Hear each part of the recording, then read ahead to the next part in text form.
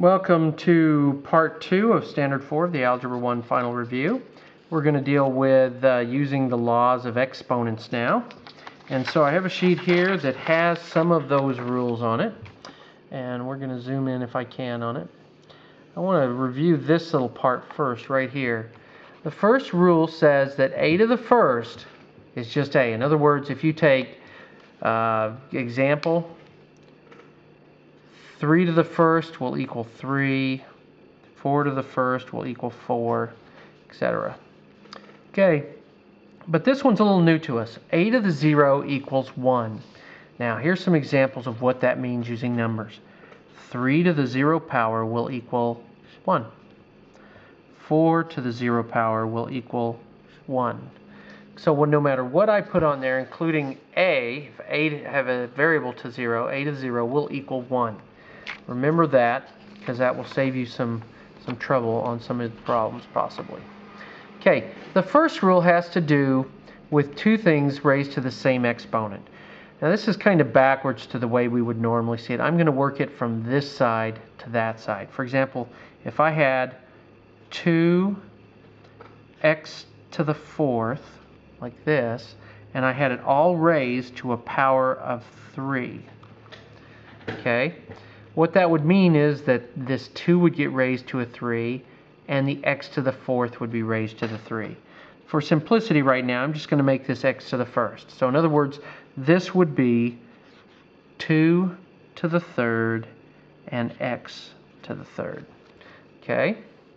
Now, the second rule has to do with dividing. Same general idea. If I have a to the 3rd over b to the 3rd, I can rewrite that as simply a over b to the 3rd. Most of the time we work from this way. We'll say, oh, we've got a over b to the 3rd power, so that's a to the 3rd, b to the 3rd. Okay. Now, a to the mn equals a times m to the n. We did one of these, and I'm going to show you again what that kind of means. If I have a to the 3rd raised to the 4th power, this is going to take a lot of space to write. What that is saying is I've got a to the 3rd times a to the 3rd times a to the 3rd times a to the 3rd. Okay? The same way, for example, that if I had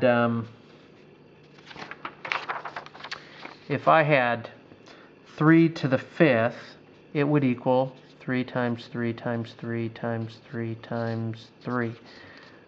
The number's 3 raised 5 times, 5 powers. Okay, so if we broke those down, it brings us kind of to our next, well, if I see this, I'm going to go ahead and break this down. A times A times A, there's the first one. A times A times A. A times A times A, and A times A times A. Now,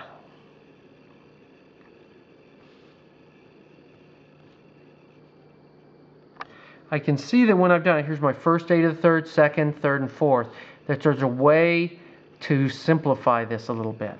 I can take this and just say, oh, you know, these are being multiplied, all of them in a string, and a shortcut would be to call that a to the 12th, because there's 12 a's there. And so the shortcut we get here is that when we're raising a power to another power, we can just multiply the exponents. So that's that one. Okay, this is that rule. This is this part of that rule, I should say, kind of spread out. If I have a to the 3rd times a to the 4th, that will equal a times a times a. There's the first a to the 3rd. And a times a times a times a. There's a to the 4th being multiplied. So it just equals a to the 7th. So all I really did was add the exponents. So kind of visually in your mind, figure a way to discriminate between these two. Remember, this is a power raised to a power, and these are two variables being multiplied by each other. Okay? Be careful. X to the 3rd times y to the 4th just equals x to the third, y to the fourth. These two had the same base, or same variable, so that's why you were able to kind of combine them. Okay, since we added exponents going this way, the next rule tells us that if we have a division problem with this kind of a situation, that I can subtract my exponents. For example, if I have a to the 7th over a to the 5th, they're saying it will equal a to the 2nd. 5 minus 2. So here we go. Let's watch it. A to the 7th. A times A times A times A times A times... Oh, that's it. Oh, no, I'm sorry. A times A. 1, 2, 3, 4, 5, 6, 7. Okay. On top of A times A times A times A times A. 5 A's on the bottom. If I get to cancel, it's what we used to call it. It's basically making these into ones. A over A is basically 1 over 1. Another A, another 1, another 1, another 1. And I'm only left with these two, so it equals a to the 2nd. Okay, lots to cover with rules of exponents, but I hope that helped a little bit. Okay, dealing with negative exponents. Okay, a negative exponent usually tells me that it's on the wrong side of a fraction. And I'm going to show you this. In the most common form, like this, it's telling you put this on the bottom of the fraction. So this becomes 3 squared on the bottom, and we're just going to put a 1 there to hold it place. Notice I took the negative off when I corrected the problem. This one has a negative exponent in its base, or in its bottom denominator, and so it's telling me that if I move it up to the top, I can remove the negative on the exponent. So this will become a to the 4th, b to the 3rd. It would probably be over 1, but I'm not going to do that. This one tells me that if I move this to the opposite part of the fraction, I can remove the negative on the exponent. So let's see, if I'm going to move it, I won't have anything left there, so I'm going to put a 1 there. And this is already d to the 2nd, and this is going to be c to the 4th. Okay, here's one where both pieces are kind of in the wrong place. So this is going to basically tell me move this down to make it a positive exponent. Move this up to make it a positive exponent. Oh, positive exponent. And so that's what that will equal. Here's one that's written in a straight line, so we can kind of sort it out. 3 stays on the top. A to the 5th stays on the top. B goes on the bottom as a 2nd power, and C to the 7th goes on top. Okay, so now, I hope we have time to do at least one of these. I'm just going to do them really fast. We've got a lot of things to work with, and our order of operations will help us. Let's raise these powers using one of our rules. That's going to be 2 to the 3rd, which is 2 times 2 times 2, which is 8. X to the 5th raised to the 3rd power is going to be 15, because I multiply when I'm raising a power to a power. And y to the 3rd power is going to be 9. And then I'm multiplying that times 4 squared, which is 16. X squared, y to the 8th. All over, let's see, and I'm multiplying all those. 8, x to the 7th, y to the 12th. I'm going to do a little bit of consolidation.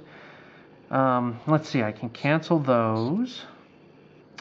And I'm going to look. I've got 17 x's on top. I really have x to the 17th because I have 15 and I've got 2.